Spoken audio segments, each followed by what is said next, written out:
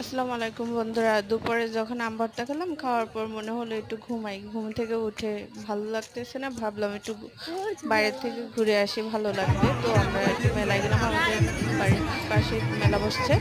তো মেলাতে গিয়ে আমরা প্রথমে নৌকায় উঠলাম, তারপর আইসক্রিম খেলাম, খাওয়ার পরে একটা নুডলস খেলাম, খিদা লাগছে একটু।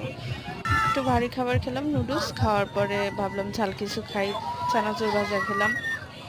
খাওয়ার পর বেলপুরি খেলাম, একটু ঝাল ঝাল চিংড়ি মাছের বড়া খেলাম, চিংড়ি মাছের চপ খেলাম। খাওয়ার পর মনে হচ্ছে মিষ্টি কিছু খাওয়া দরকার, তো গেলাম।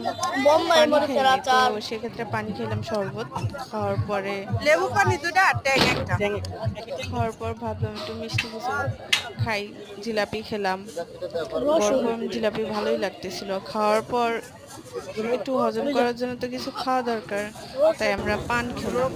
ফায়ার পান, যেটা অনেকটাই ভালো লাগে। তোমরাও যদি কখনো খাও, খেয়ে দেখতে পারো।